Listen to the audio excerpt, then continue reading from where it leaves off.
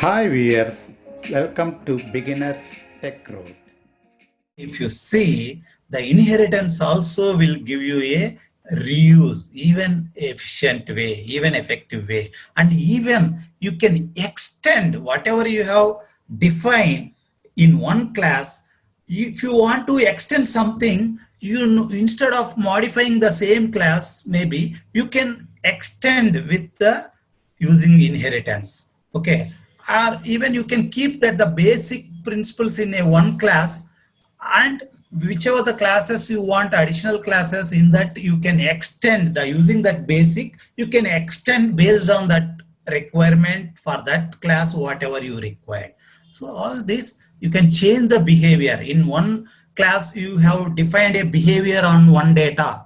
Okay, in another class you can modify the behavior based on that class requirement. Instead of altering the original, you can just modify here. So like that, this is the main key concept where it gives the object-oriented programming language is a more reusable and efficient.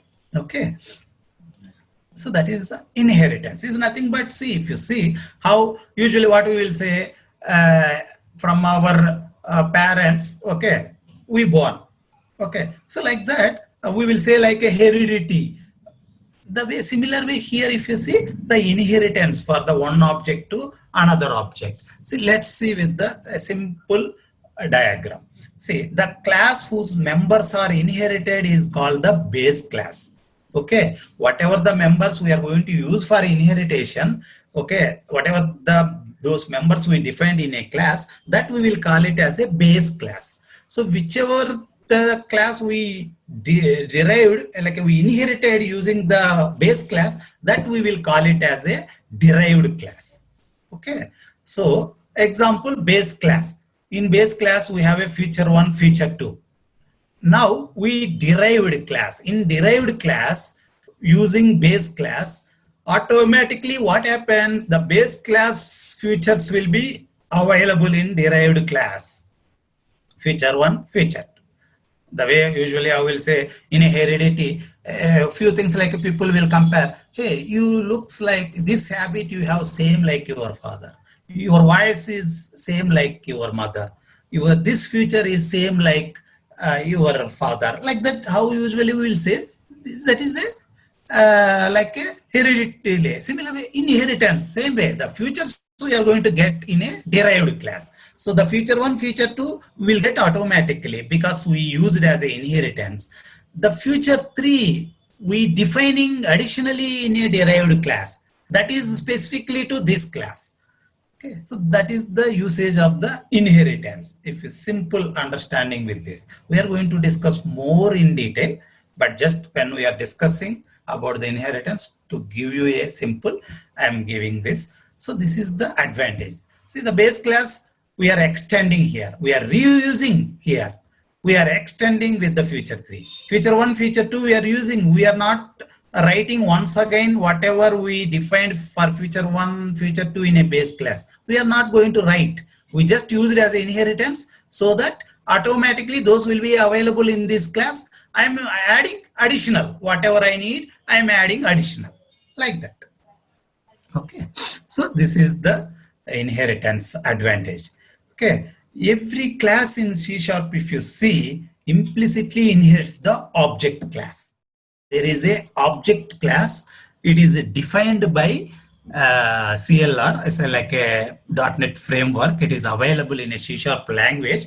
So whatever the classes we are going to write, every class implicitly default will be inherited from the object class. So that it means automatically object class members, whatever it has, in our class also we are getting automatically. Two classes, you have a different features. If you want both into the another class, you cannot use both. You need to use only one in a C# language. But it is the inheritance is going to be transitive in a C# language. So transitive in the sense, I will explain here. What is the transitive? See, class A. So in a class A, I defined a field 1 and method 1. Okay, so this is the data, this is the behavior I defined in a class A. Suppose if I inherit class A to class B, then what happens? Automatically field 1 will be available for class B and method 1 also available for class B. In class B, I can add whatever I need. So I adding field 2 and method 2. That is color you can see the class A and field, this all I kept as a green, and class B I kept as a blue, so that the green automatically coming. We are not writing anything extra in class B. In class B, the blue we added. So field 2, method 2. Now, if we use class B as a base class to inheritance in a class C, now what happens? Class B already inherited from a class A, so that class B already has this. All this will be inherited automatically to the class C. So that field 1, field 2 will be there automatically. Field 3 you can add it in a class C. Similar way, method 1, method 2 will be there automatically. Method 3 you can add it. So this way, if you see, inheritance is a transitive. From here to here, it is a inherited. From here to here, it is inherited. So that way, you are instead of for class C, instead of using separately class A, field 1, method 1, class B without using inheritance, both class A, class B independent classes if you create example. So here field 1, method 1, here field 2, method 2, and for class C, if you want to use both class A and class B, it won't support in a C# language. But this way, in the transitive way, you can do it. So that is to understand. So every derived class can have only one direct base class, but indirectly other base classes are there, but only one direct base class is possible. So that this diagram, hope it will give you a very good understanding about understanding the inheritance is a transitive in a C# language. See, now if you see, the derived class reuses the code in the base class without having to re-implement it. We are not writing once again, we are just reusing. You can add more members in the derived class. The derived class extends the functionality of the base class. It's nothing but it's extending. Here only these features are there. Here only these features are there. Here if you see, everywhere we added, we extended. So this is the possibility with the inheritance. Okay. I will give you more details with the how we can in a classes, how we can define that inheritance. If you see, simple using with the colon, here also with the colon, you can use it. Same, public, class, class B, colon, class A. So this gives as a inheritance. For a enum type, how we use colon and data type, that is for a enum. But when it comes to a classes also, similar way, colon, another class you can specify. So this gives the inheritance, like class A inherited in class B. Okay, so this is the base class. This is the derived class. Class A is a base class here. Class B is the derived class here. So that class A fields and methods are inherited. New class B fields and methods go here. Here automatically will come. You can write here whatever you want. So like this, simple, as we understood already how we can define a class. Same, only one additional extra is like using a colon and class name to specify which is the base class we are using to derive in this class. Similar way, class C, I am using class B.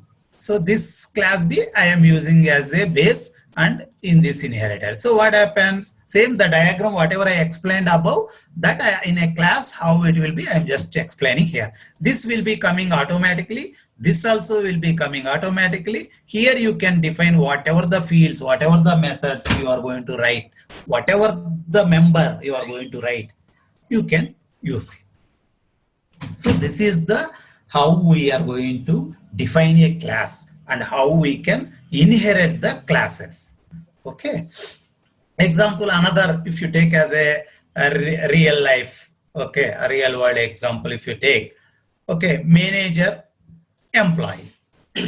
Okay, so employee, why? Because manager also itself is a employee, but manager will be having a additional responsibilities or his duties. So that way employee we can keep as a base class, and manager going to be, for manager class you are going to extend what are the manager has the additional uh, fields or behavior, whatever you are going to extend. So this is the example. In that case, how you are going to define some employee class with basic fields, whatever, or basic behavior, and then for a manager, what extra you wanted, you can write here. So like this. Okay, so I will go here. Now what I will do, I will just add a one new class to practice all these things.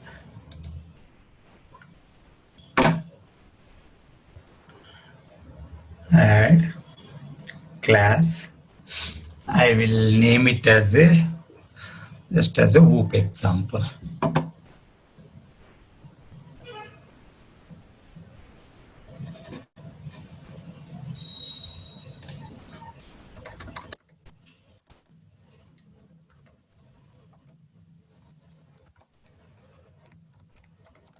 Okay.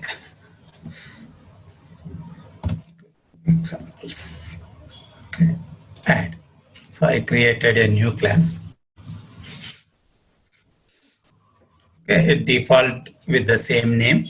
I got the class name, but instead of that, I will use like whatever we discussed, like class A. Okay, in class A, I will use one string type, example field 1. Okay, just for our quick practice, I will assign also value just to understand value 1. Okay, so one field I used it. We can have n number of, but for our understanding, for it to get a concept in a simple, quick understanding, I'm going to take very basic examples. The key is understanding here. Okay, now I will write one method. So to give some, okay, I will just write to just show on that value, whatever the value it is. So that public void no return, just I will use a console statement, so that I will name it like a write class A value.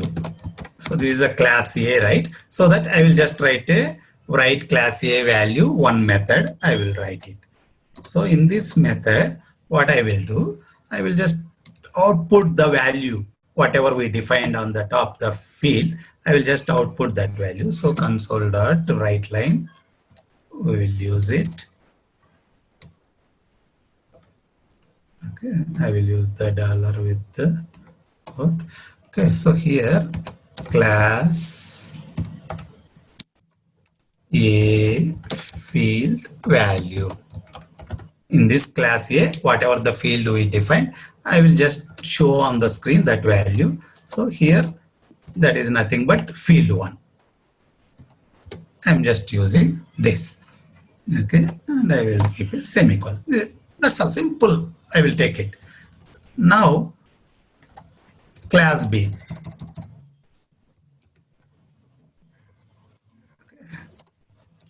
I'm just pasting as it is, and I'm defining class B, and I want to inherit class B from class A. So colon class, the space is not mandatory, but for a readability, we will give the space also. But just I am typing you to understand, that is automatically also the designer will change sometimes when we do some formattings, but for readability you can keep like this. And so this is the class B we are defining by inheriting the class A. So here, just for understanding, I will make it this as a field 2, and I will just make it this field 2, and here I will make it this method class B value, and here I will make it class B, and here also field 2. So that way simple to understand the same class A how we define class B. Fine. Now we will take the one more class C. And class B, I will take it as a base class. And here I am going to define a derived class as a class C. I will make it 3, and here C value, and here also C field, and here field 3. Okay. Yeah. So now, okay, so value 1, value 2, value 3. But if you see here, we didn't put anything in front of this. If that is the case, what it means, it is going to be a private. Okay. If you want to let, I will keep with the private, and later I will check with the public. Okay. So now I defined all the classes, whatever the classes I required, I defined all the classes.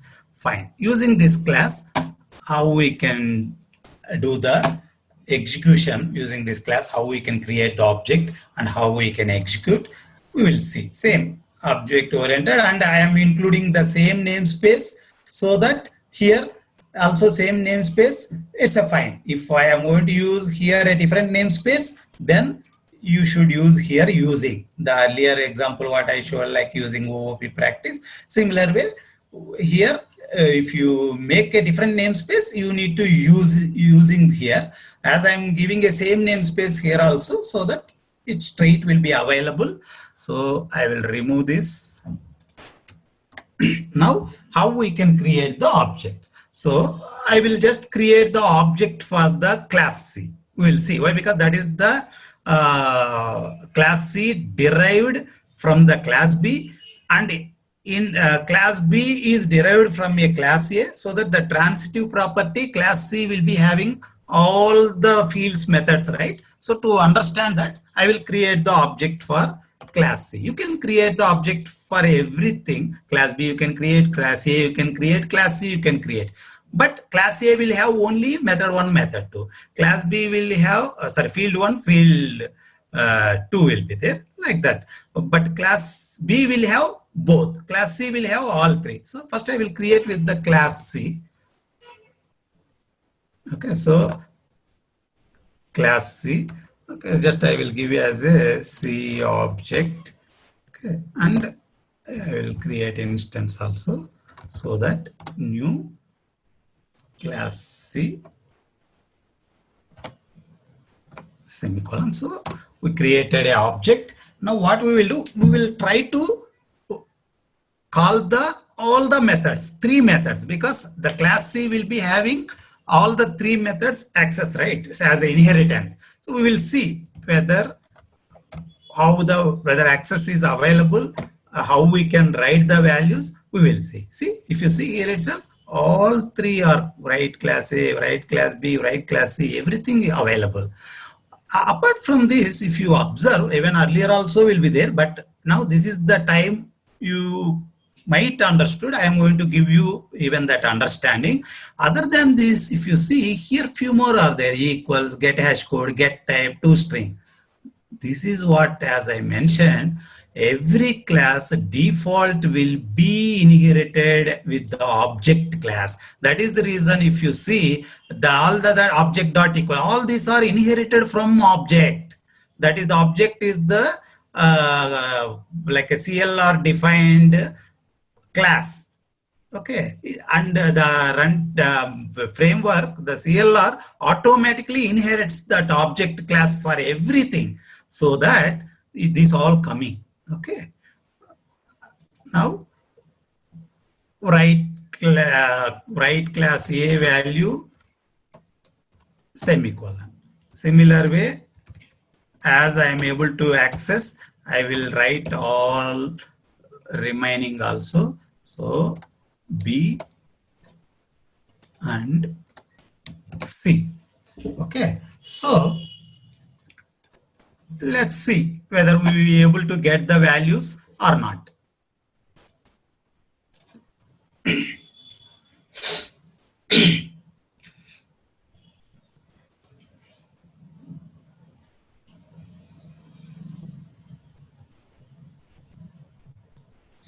See now, class A field value, value 1, class B field value, value 2, class C field value, value 3. So we got all three in the C.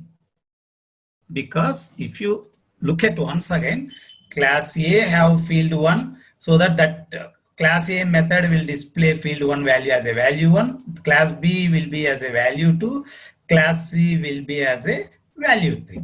So that when you create an object for class C, as it's inherited class B and class B inherited class A with a transitive property, all these three methods we are able to access. Right, class A value we can able to access, right, class B value we can able to access, right, class C value we can able to access.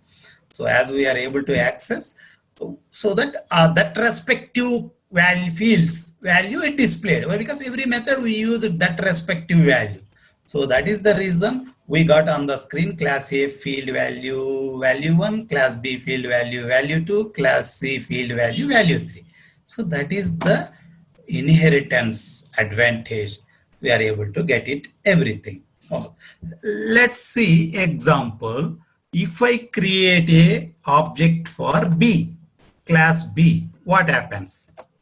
See, as soon as I change to class B, what happened? This is not available because class C is a different.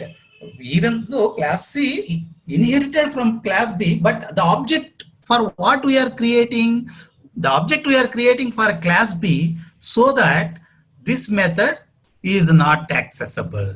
Only these two are able to access. That is the reason this underline with the red color and this the error message. Okay. Later on, I will give you even with the next concepts when we go, even these situations, if how we can get access, this method, all I will give you later on. Those are all will be coming into a polymorphism concepts. I will give you. So now, even here also, I will explain. So, example, if I do a class A,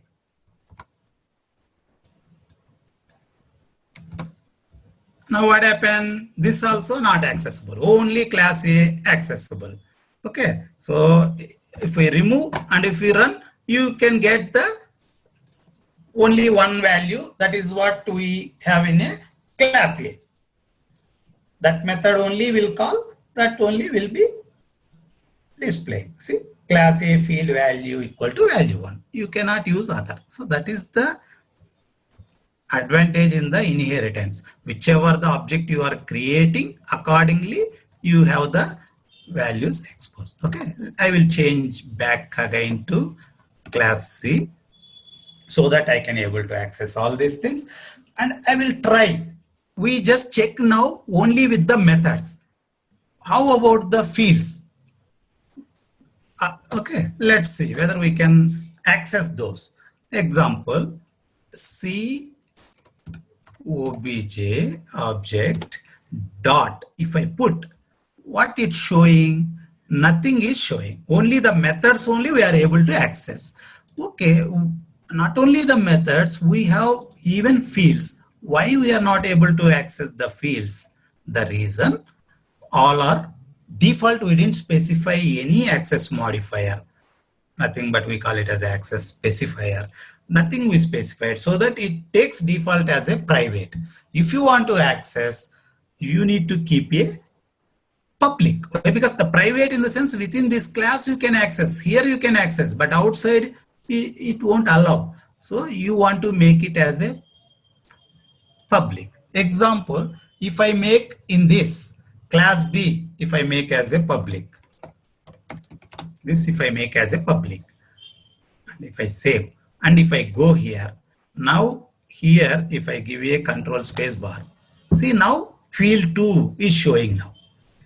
Field 2 is showing now, because it, even if you make it a public, this, even this also will show now. Say now control space bar, say now that also we got it. Even if you make public this, even this also you will get it. Public now all three you will get it. Minute. Okay. Now if you look at, you can get all three. See, all three you can get it. Okay. So this is the even the usage of the access specifiers or modifiers like a private and public. Even other access modifiers also we will discuss. After all these concepts completed, I will give you that in detail examples. Okay, so now, okay, let I try to change the value of field to. See, even here I directly changed to public. I didn't write any properties. Even you can write properties if you want. You can make this as a private and you can write the properties. Okay, that you can do in your practice. Okay, but here I hope you can get a with the simple examples, the what we are discussing, you can get it very clearly about all this concept. I will try to change this value. This field 2 is available in B. Okay, but as it is inherited, we are able to access. Okay, I will change it. Even what happens? Example, this is in derived. So I will just change it. Derived updated.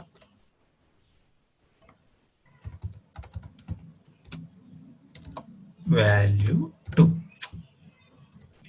Actually, we kept as a value 2 only the value, right? In the class, we hard coded in a class B value 2 so that it displays value 2. But now I am changing that derived updated value 2 like that. The value I am changing. Now, if I write this again, this method. This field is available in class B. So the method I am calling now. What happens? The value we are assigning here. What happens? The value still whether it display value 2 or whether it display this. As we updated, it should display this, right? So let's see how the result.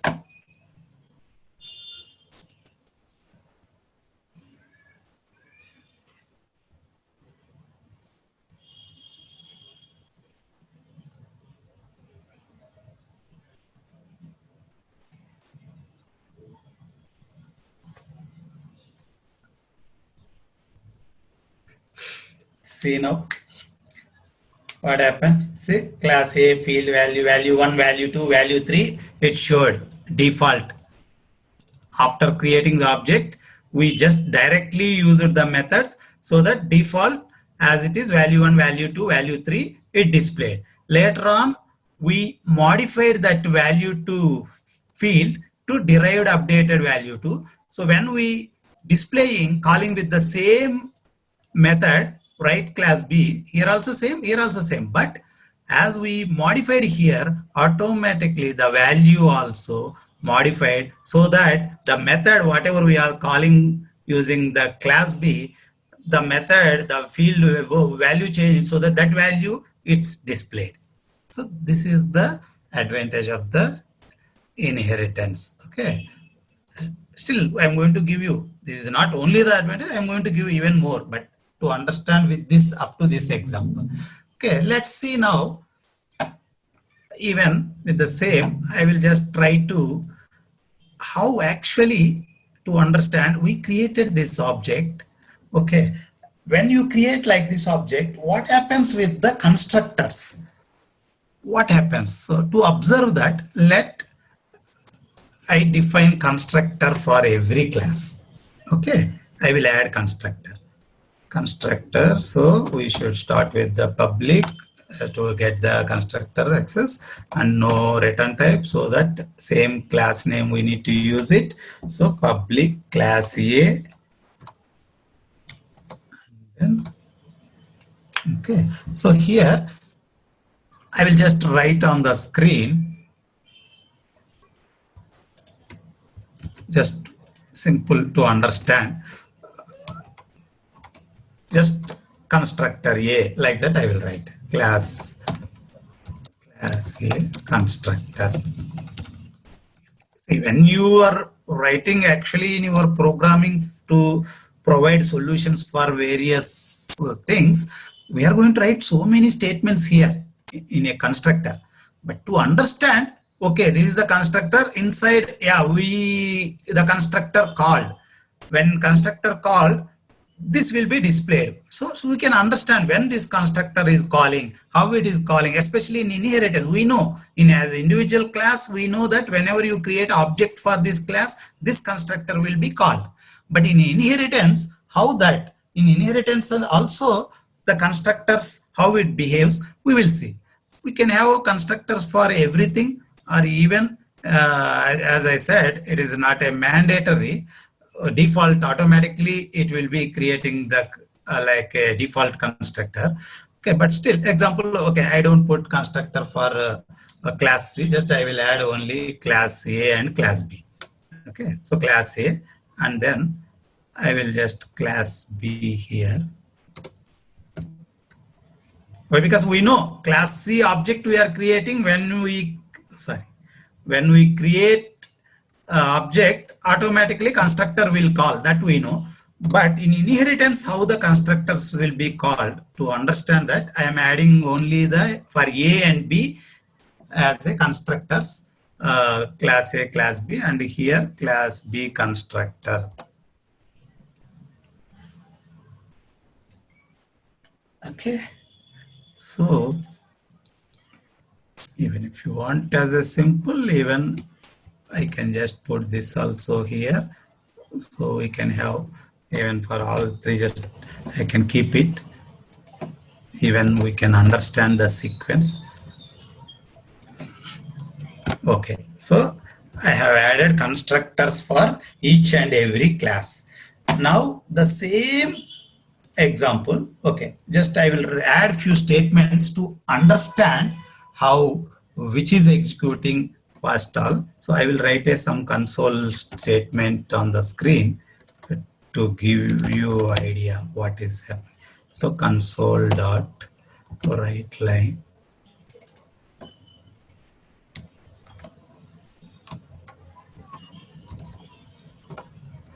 So inside one new line to get a break, new break, and then I will just write a before object created. Before object C created. So this we are writing before the object created. Why? Because the object creation is happening this line. So that before object C created, and then here after object C created. So that to understand why, because whenever you create object, the constructor will be called automatically, right?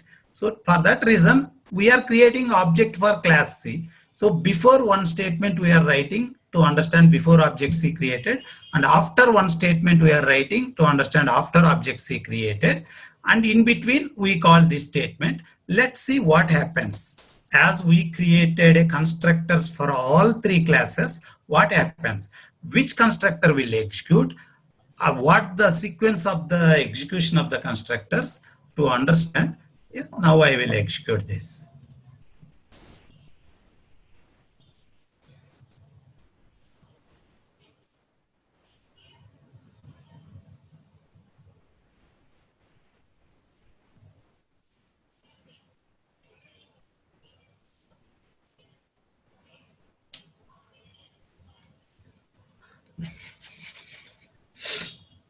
See, now you can observe. See what happened? Before object C created, then what happened? Class A constructor, class B constructor, class C constructor, then after object C created, remaining all this. See, now you can understand. We created object for C, but what happened? Because of the inheritance transitive, very first constructor it called. It's nothing but it gone to the level in a hierarchy, the first one called.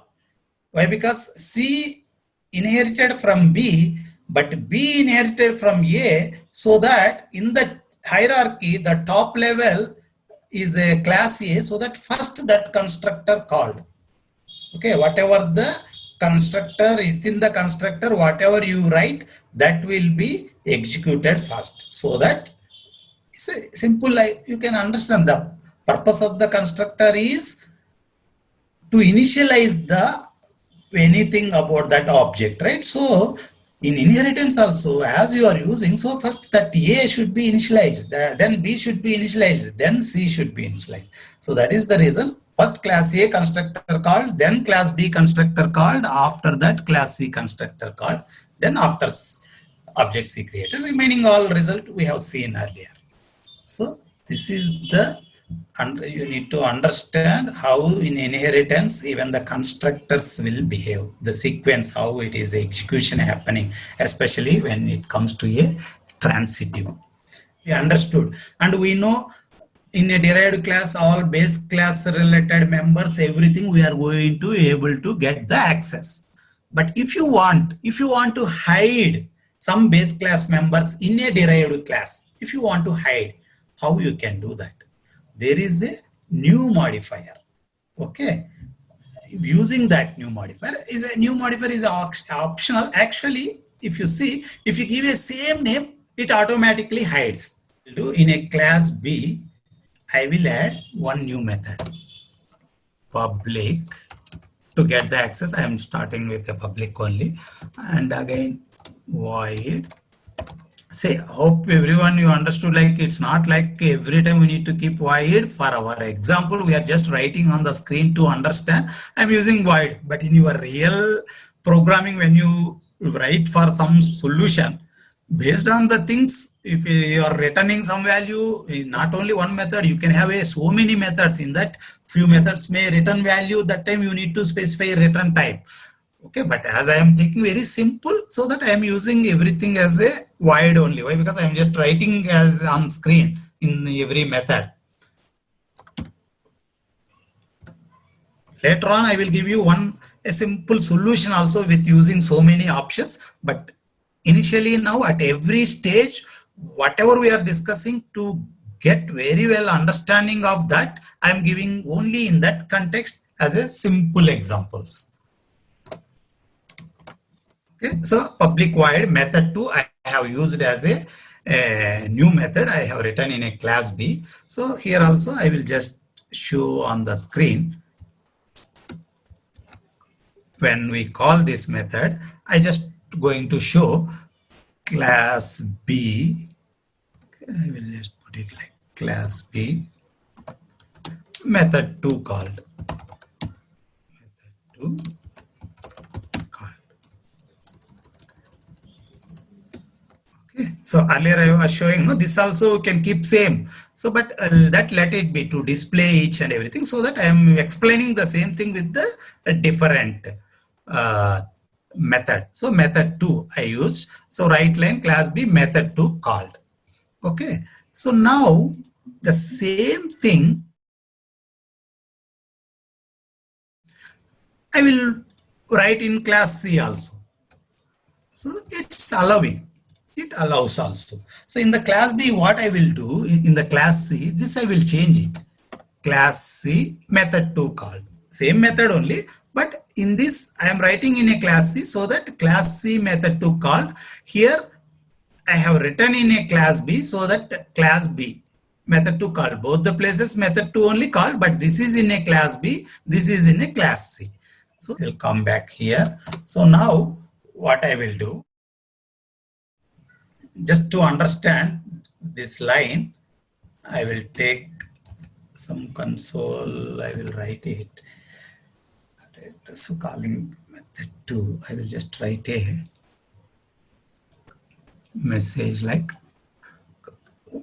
we are calling, no, just calling method 2. So we are going to call method 2 to observe what happens in a object, whatever object we created for class C. Okay, that also has the method 2 definition, and C also has the method 2 definition, so that it hides the B method, whatever the B method, that it going to hide to whatever we gave here. calling method2. Then after that, what we did, C object dot method2. So what happened? Class C method2 called. So it's nothing but the B is hidden. Whatever the B method is hidden, it's giving only the C method. Whatever the C we have, in the C we have written, that is the reason class C method to call. Okay. If you create an object here for a B, then the B method will call. But we created an object for C so that the C inherited the class B method too, but in the C also we defined a same method so that, and we used as a new modifier so that it's just hidden the base class method function behavior. It executed the class C method behavior. That is the reason class C method to call. So in our examples, if you see also in the class C, we specified class C method to call. In class B, we specified class B method to call. Okay. So we have used as a new modifier to hide the member, but you have hidden, but still you want to use the base member also.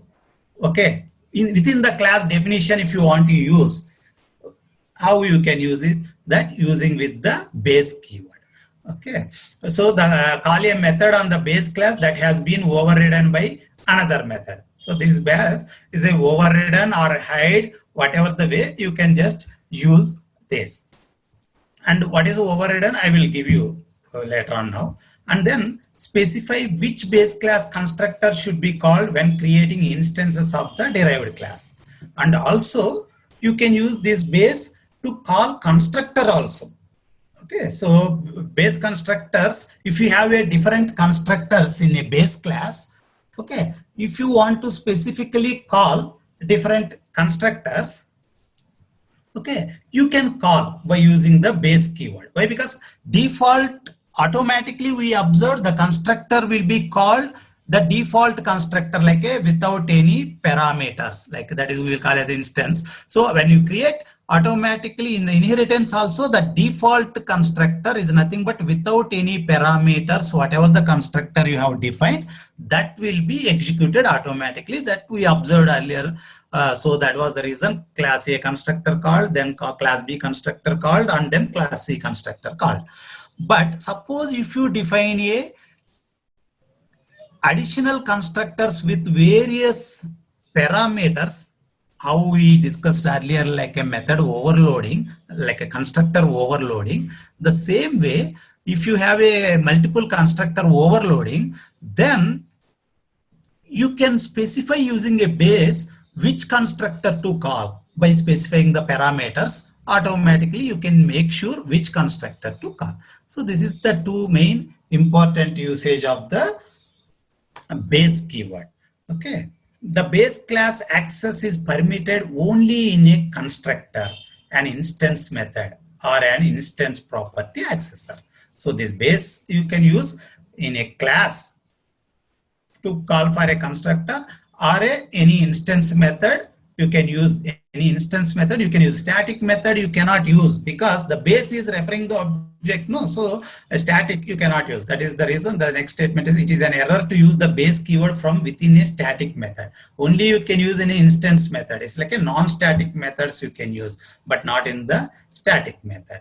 So you can use for a constructor or method, or even in a property accessors, like a get set property accessors we will define. No, in that also we can use base keyword. So, but in a static method you cannot use.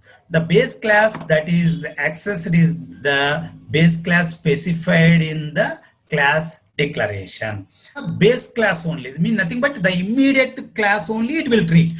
See, in our inheritance, first C inherited from B, B inherited from A. So in a C, when you use a base, which base will treat? It will treat just immediate the declaration base class, whatever you used.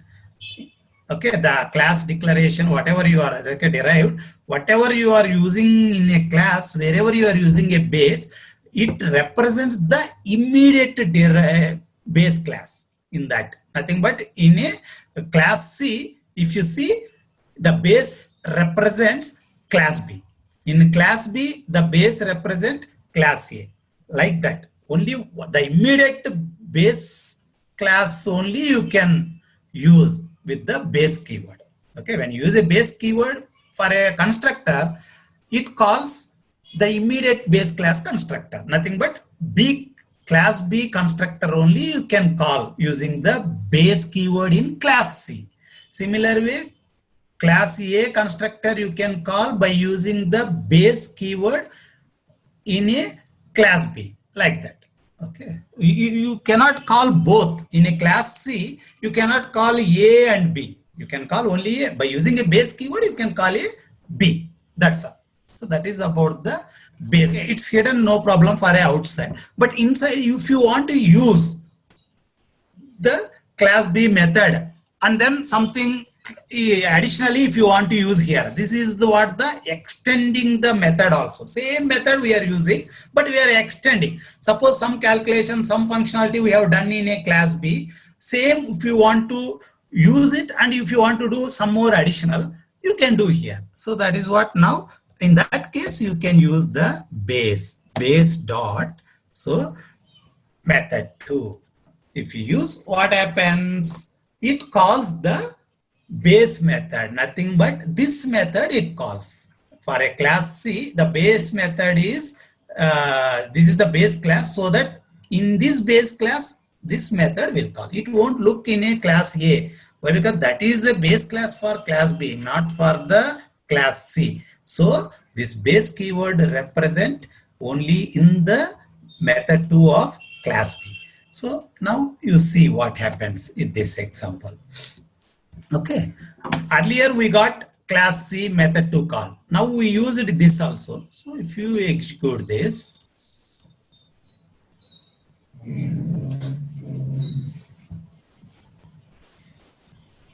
see, now you can observe calling method 2, class B method 2 called, class C method 2 called. See why it is 2 times B and C both showing. Here we are calling only method 2 only. We didn't change here. Calling place we didn't change anything. Earlier we have written only this line. Now we have used the base and method 2, so that in the method 2 we have having this statement, so that the output showing both the statements. Okay, so this is about the base keyword, use of the base keyword. Okay, base classes. What is the abstract base class? See, when it is useful, abstract base class. So you can declare a class as abstract if you want to prevent direct instantiation by using the new operator. Okay, so when you define a class, when you declare a class, what happens? You can use that class to inherit, and also you can use that class to create object. You can directly create the object for that class, or you can use that class to inherit other class. So both options are there. Suppose if you want to make one class strictly for a base class, you don't want to allow to create object for that class. You can use as a base class, but you cannot directly create object because you are keeping as a structure, like a basic structure. It itself does not have any completeness, but you are going to use that for a various other classes to inherit to make completeness. In such cases, so if you create just object for this class, there is no use, right? So you don't want to allow to create object itself, so that you are making this strictly, you are going to use this class only for the deriving using this class, not to create directly the object for this class. Such cases you can use the abstract base classes. Okay, it's nothing but you are going to use the keyword abstract. We will discuss how we can make the class as an abstract. We are going to use that abstract modifier. that will become automatically a abstract base class. We will discuss. Next, an abstract class can be used only if a new class is derived from it, as I explained you already. Next, an abstract class can contain one or more method signatures that themselves are declared as a abstract. These signatures specify the parameters and return value but have no implementation, nothing but method body. Okay, so when you define a class as an abstract, then nothing but, if you see here, an abstract class does not have to contain abstract members. Okay, when you define an abstract class, so it's not required every member is a abstract member. But if a class does contain an abstract member, then the class itself must be declared as a abstract.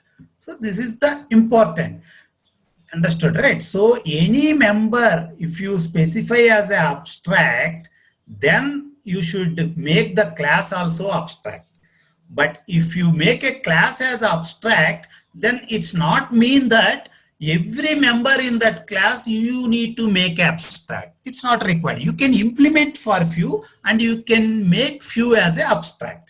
So when you make a abstract members, then you should not give a definition. That is what here what it is mentioning. A abstract class can contain one or more method signatures that themselves are declared as an abstract. Even you can make abstract members also as an abstract. Okay, and few you can make as a non-abstract members also you can make. But when you are making a abstract member, then you cannot define that. Example, if you make a one method as a abstract, then what you can do, you can define signatures specify with a parameter and return value, but you should not write the definition. You can just simply writing a method bracket within the parentheses. If that method takes any parameters, what parameter, that parameters only you are defining, that signature only you are defining. In the body you are going to make just blank, is nothing but if you come here, okay, this is the method. So when you make a abstract, you should not write anything inside. You are just going to write only up to here. That's all, and semicolon. By using the abstract, I am going to explain, but just this statement to understand, no body in the sense inside you should not keep anything.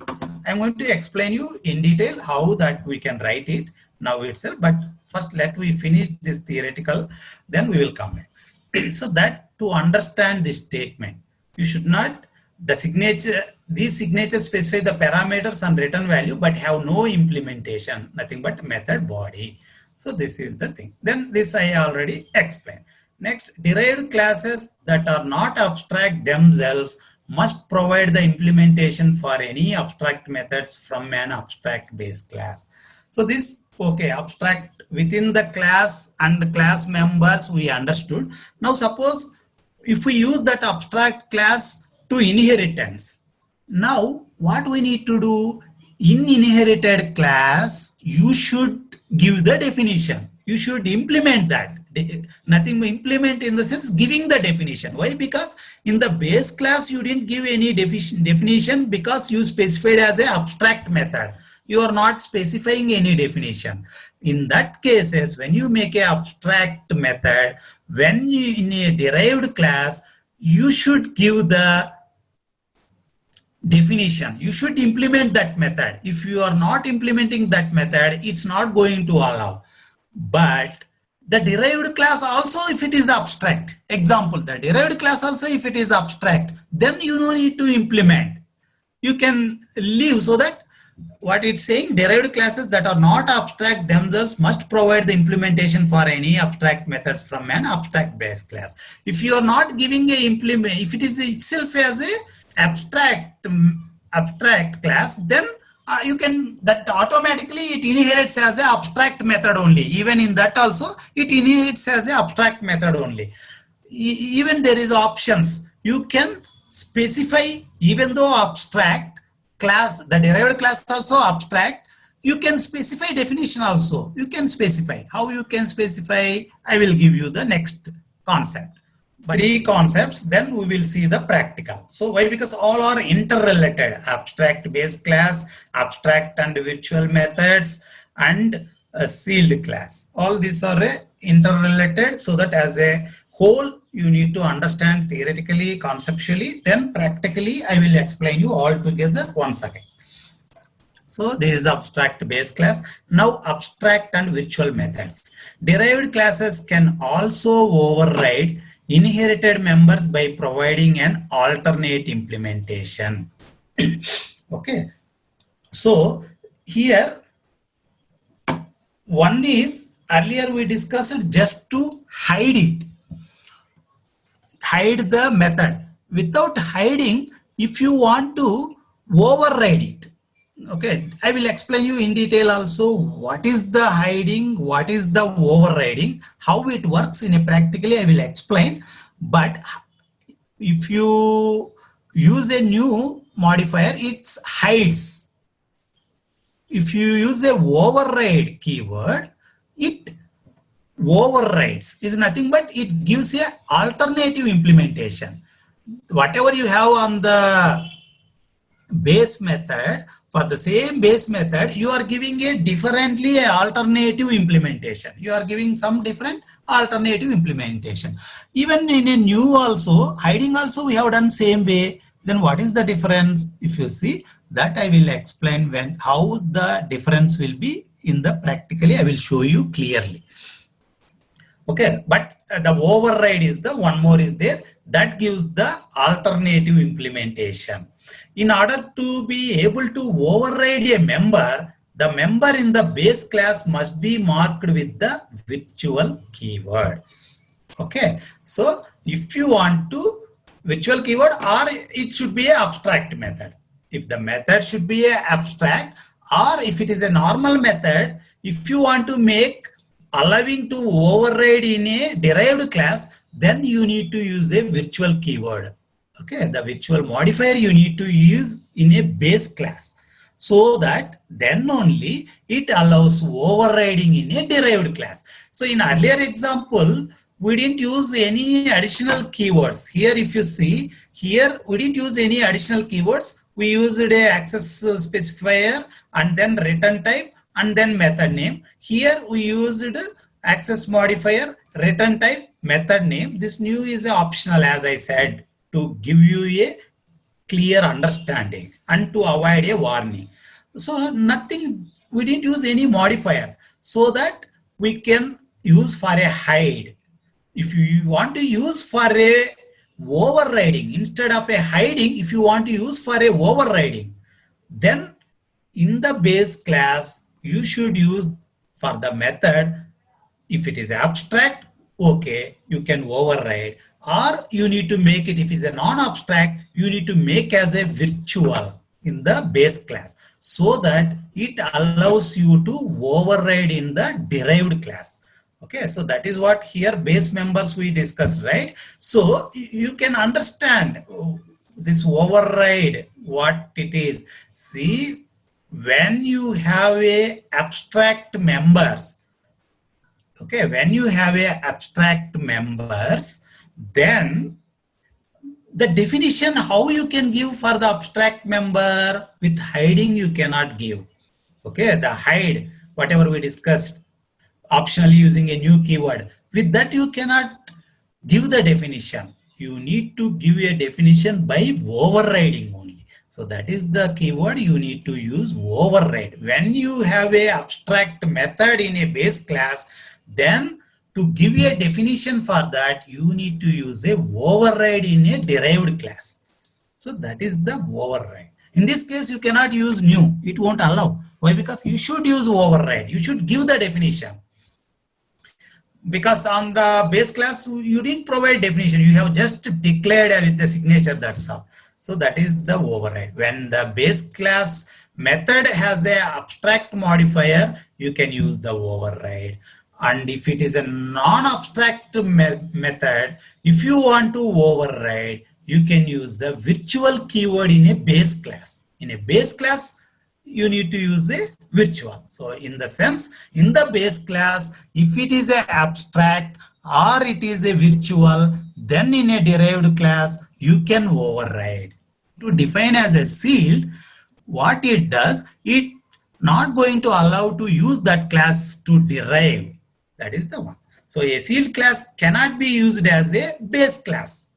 It's nothing but you cannot use for a inheritance. So automatically you can understand now, for this reason, it cannot also be an abstract class. Why? Because you cannot use abstract sealed. For this class, you cannot use abstract sealed because it both will a conflict. As I said, sealed is opposite for abstract. Both cannot use because abstract means you should use for a only inheritance. Sealed means you should not use for inheritance. So that you cannot use both modifiers, sealed and abstract, for any class. So that is what this statement. Sealed classes prevent derivation because they can never be used as a base class. So the main advantage also, some runtime optimization can make calling sealed class members slightly faster. Why? Because the compiler and the runtime also will understand that this class not going to use for any inheritance. So that way, when you are using any members of that sealed classes, it will be faster.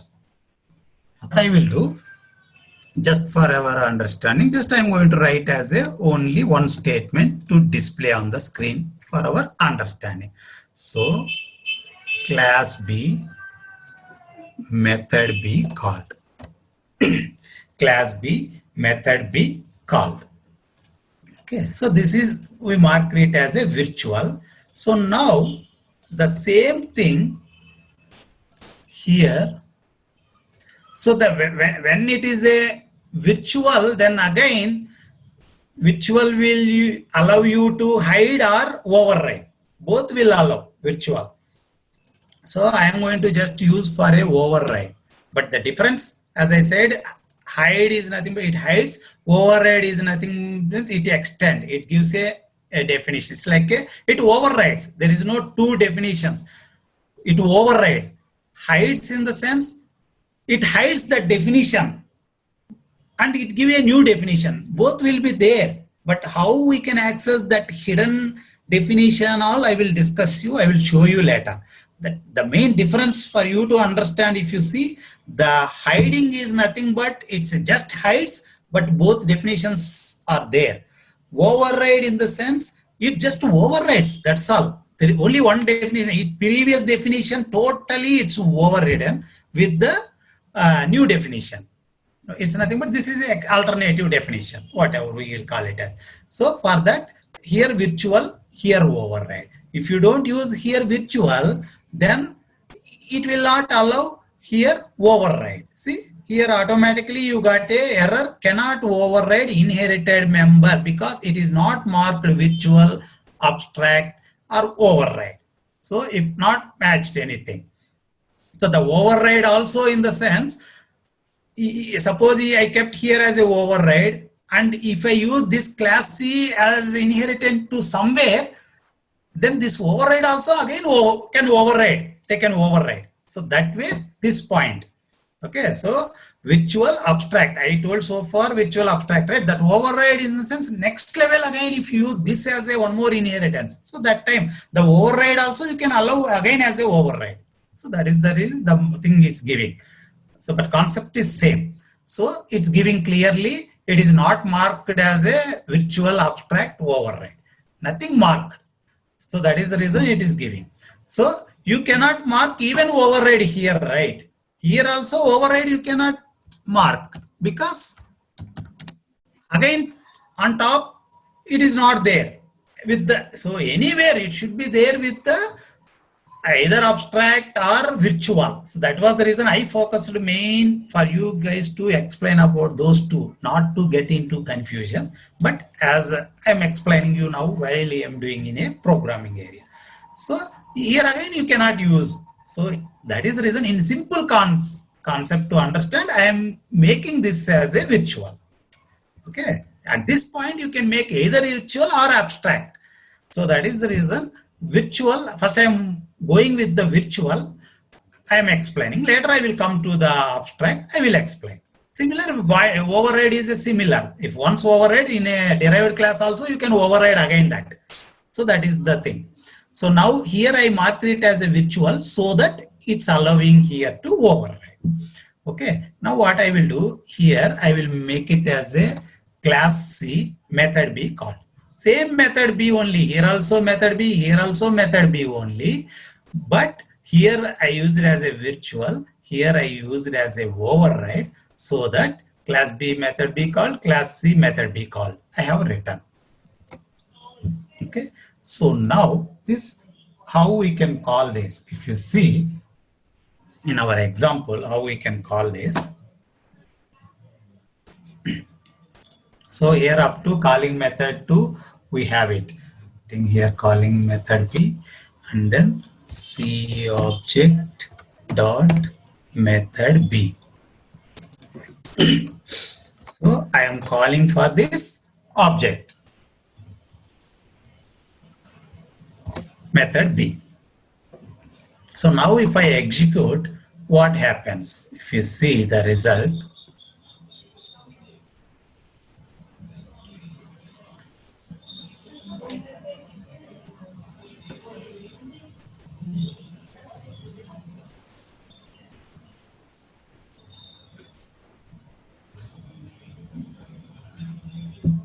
see now, calling method B, class C, method B called.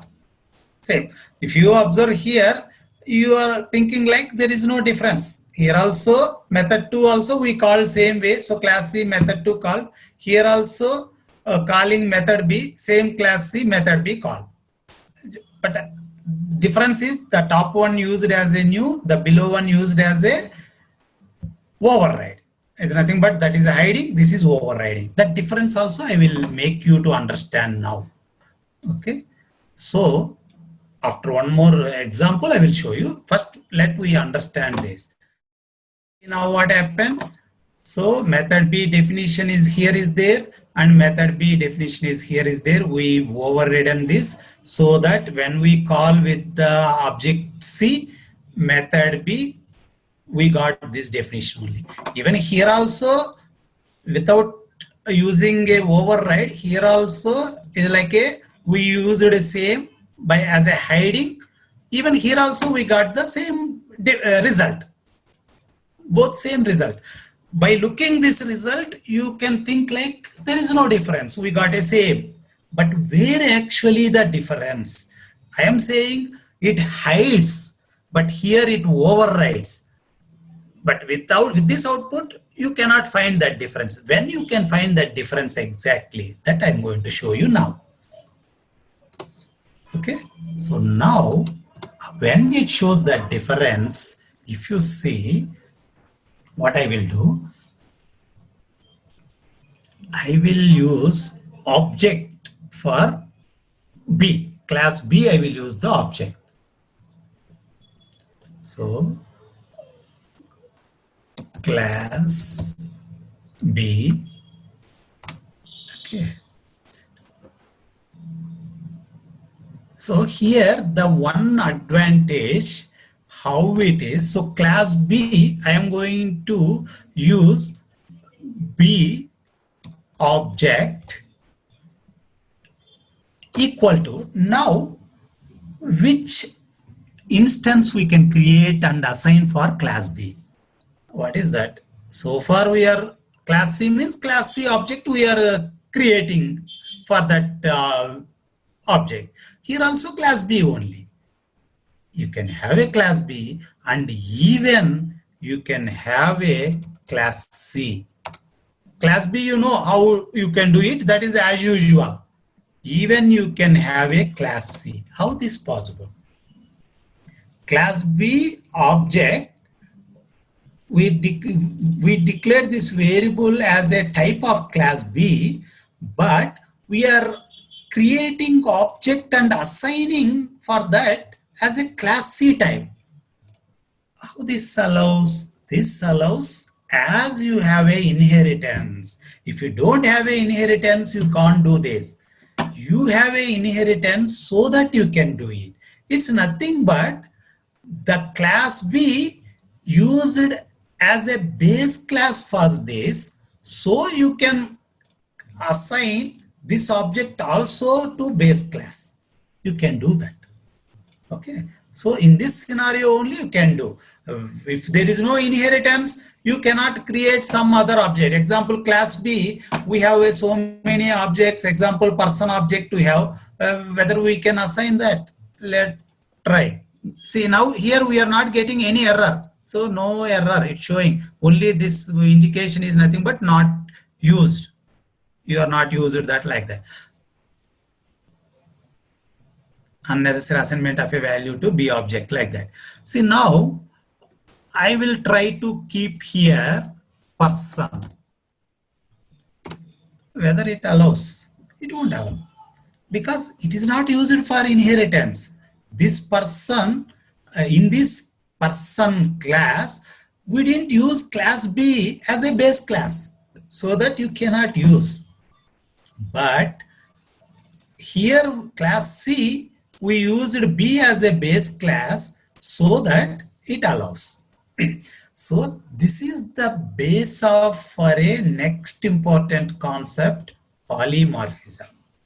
Okay, we will discuss in next session what is the polymorphism and all the things. But this is the base for that polymorphism. But now I will give you. So what will happen if you do like this? Okay, fine, class C, but object you are creating for a B and you are assigning. So what happens? Class B is nothing but a subset for the C. If you see set, if you see, actually it is a super class, base class for class C. B is a base class. That way, if you see, but the members, if you see, class C will have a more members than class B because class C extended, it's a derived. So, but still how it works. Now, if I use with the example, so to make that, this is not the B object. It's not a straight B object. To understand that, I will keep as a BC object because B as a type, but object created for a C. So for you to understand, I am keeping like a BC object. This is the straight C object because for type C, we created a type C object. But here, type B, we created a type C object. Like the method B only it is showing. Anyhow, method 2, method B in class C also is there. Okay. But if you see, class C, right, class C is not showing.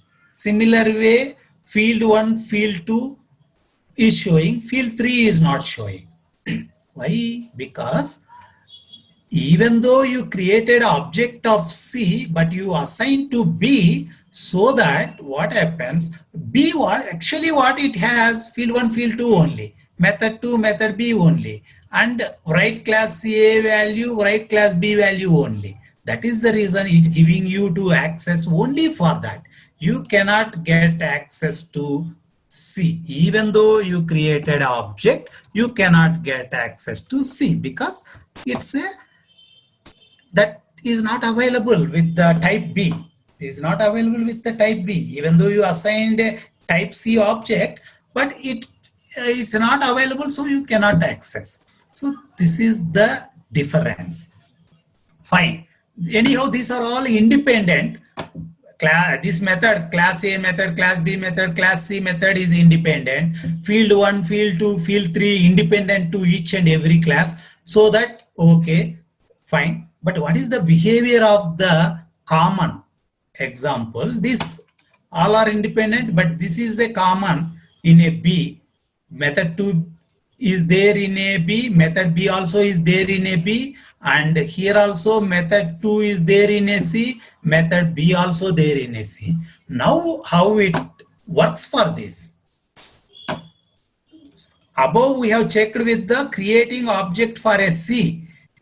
C type, C object, both same, we checked it. So that here you didn't find any difference. Both you got like a same. Even for a hiding also you got same behavior. Even for a Overriding also you got a same behavior. Here you can observe that difference. As I mentioned, hiding in the sense the definitions both will be there. It's a hiding, that's all. But overriding in the sense it's overridden.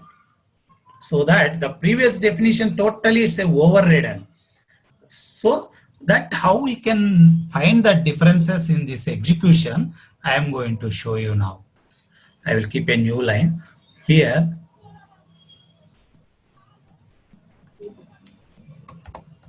Creating BC object. Just for a differentiation, I will give you so that you can understand the result. Up to this only I will say. Why? Because up to this you can remove, but just I am leaving. Okay. For your understanding, from this result, we will check it. So debug, start without debugging.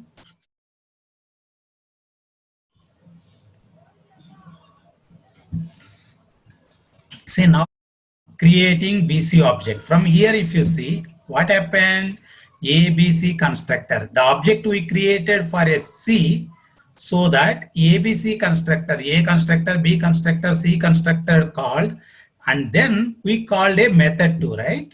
So in the result,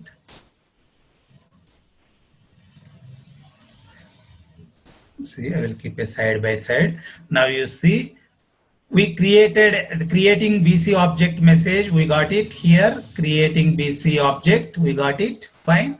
Now, when you create a object, for what you are creating a object actually for class C. For a class C type, you creating a object. So all three constructors called, class A called, class B called, class C called. Fine. Object created. Then what you did? You called method 2. Okay. What happened? Method 2 called. Class B, method 2 called. So in this case, you created you are calling class B method 2 called. Okay. Now in the same place, I will put, now you observe that the method 2 is a hide. The method 2 is a hiding. So that class B definition we are getting. Because it is not overridden, it's just hidden, so that class B method 2 only we got it. I will put this also. I will put this also. We will see now together what happens.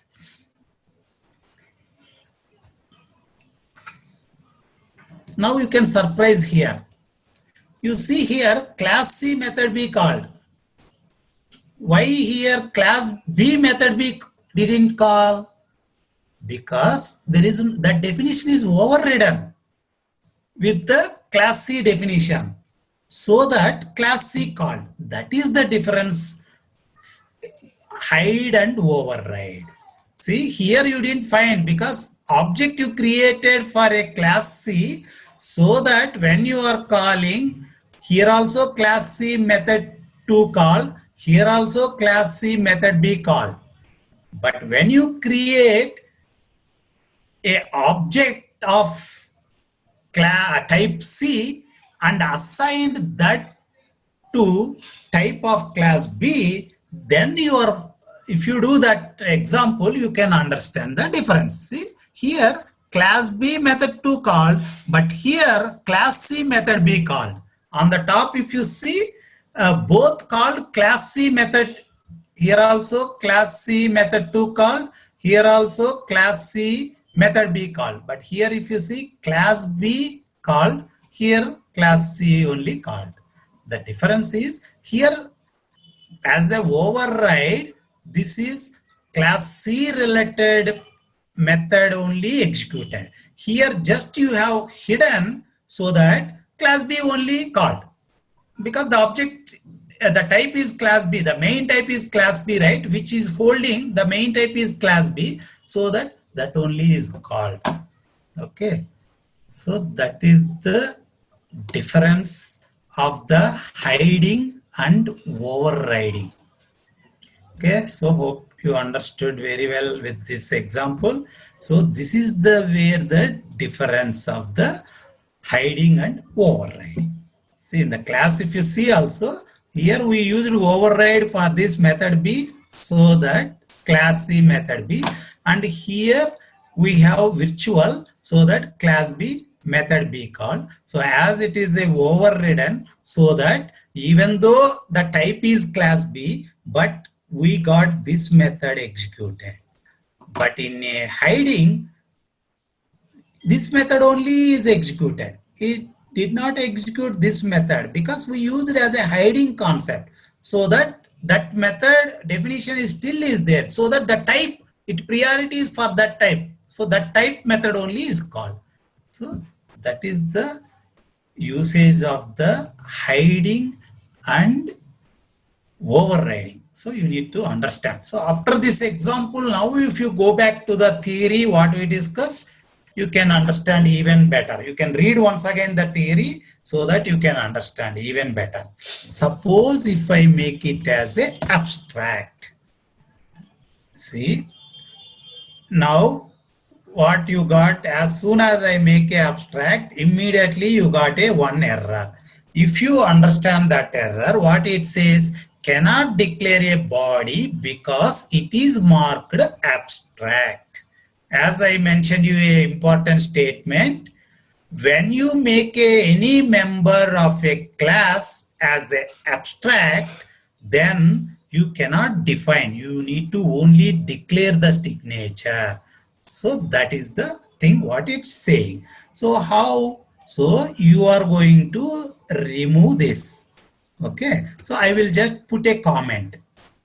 I will just put a comment this, and I will just write how we can write that only signature. See, that's all. This is the signature. We have written signature, but still it is error. What is that error? We read one more statement. The same, if you look at here, what it's saying, the method is abstract, but it is contained in a non-abstract class. So what we discussed, if a class is a abstract, then the members may not be abstract. But if any member is a abstract, then the class should be abstract. That we read it, we understood, we discussed. That is what it's saying. So you should make this class also abstract. This class also you need to make abstract by just using the abstract keyword. How you are using here abstract, here also in front of the class you can use. See, now automatically the error gone. Automatically error gone.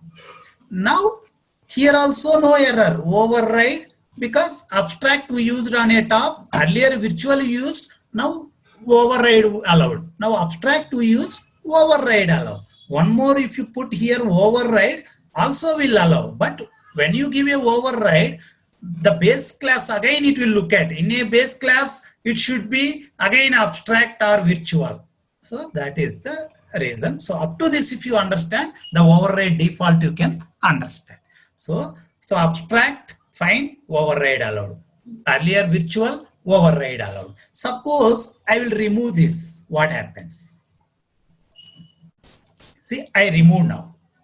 What happens? As soon as I removed this, immediately we got here error. If you look at what it says, class C does not implement inherited abstract member.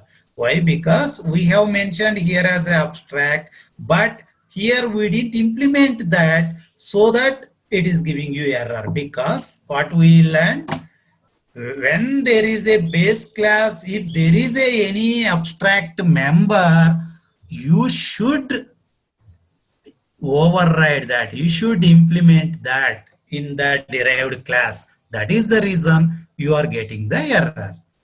Okay. Fine. Suppose if I make the abstract, whether it allows, here, one more abstract, if I make, whether it allows, but one more error you got. What it is? Again, you need to make this also abstract. Then it allows. So that is the concept. It's again, see, this you don't need to put this actually. Why? Because you should not put that. Automatically it inherits, right? So you need to remove this. If you want like that, just as an abstract, once again, you need to make class itself abstract. The statement, when you write like this, it will say like, you need to make a class abstract. When you make a class abstract, then you don't need to write this. If you why? Because default it inherits as abstract. If you are going to implement, then you can write. And also, as I said, one more statement, the class, as long as a class is abstract, it's not mandatory that members are abstract, one or any. We got it, see, no error. So that is the thing. Okay, now I will remove once again the I will remove that abstract for that class, and also I will remove this. Okay, and also I will uncomment this. So now we are coming back to the same concept of only the base class as abstract, and then one method, this as a abstract method, virtual we checked it, and even abstract and override. Okay, there's only the difference here you need to understand. We didn't implement anything here. We just make it as abstract so that here we overridden. So that the output same, what we got earlier, same output. So even we can play with creating object and calling the different methods. See now, same result. Class B. Why? Because it's either virtual used or abstract used, concept is same, it's overrides. Okay, this hides, this override, so that always from class C only you will get it. So that is the virtual and abstract. For both you are going to use a override to override, but the difference is abstract will not have a definition. Virtual, if you keep, you need to have a definition, but it will allow to override. For abstract and virtual, for both it allows to override, but only the difference is when you keep a abstract, here you should override it. When you keep a virtual, even if you not override also, no problem. It will allow. So that is the reason if you make an abstract, for the class B, you cannot create an object, but you can create an object and assign for any derived class. That is what we did here. Similar way, I will try to put here direct creation of the class B now. What happens? In earlier case, we can create, but now we made it as a abstract. Now what happens? We will say B object equal to new class B. If I put it, and if I use here at the end semicolon, now see here itself you are getting cannot create an instance of the abstract class. Okay, our interface is there. Interface is a additional another advanced concept we can discuss later. But if you see the as per what we are learning abstract, if you see, it won't allow you to create the object. So this is the abstract, whatever the definition concept we read, understood, we discussed. So this is about this. So I am commenting this. Why? Because we cannot do, but you can do this because we are type we are using, but we are not creating object here. We are creating object for C and we are assigning this. But how this assignment is allowing, that we discussed already, because its inheritance is making this happening. Okay, so this is about the concepts. Now one last one is a very simple, is a sealed, what we discussed. Suppose if I make this as a sealed class A, yeah, no issue for a class A. But what happened when it comes to class B, here cannot derive from sealed type class A. That is what we learned. When you make any class as a sealed, you cannot use for a inheritance. So that is the reason you are getting. And one more you got, sealed abstract also you cannot give. See, let's make it. See, Here you got now error. An abstract class cannot be a sealed or static. Static we learnt already, static class. So this is the concept of sealed. But you can create directly. Suppose I will remove abstract. This will not allow, but you can create object for the class A. But you cannot inheritance, that's all. But you can create the object. So, Thank you for watching. Please like, share, subscribe to our channel for more videos.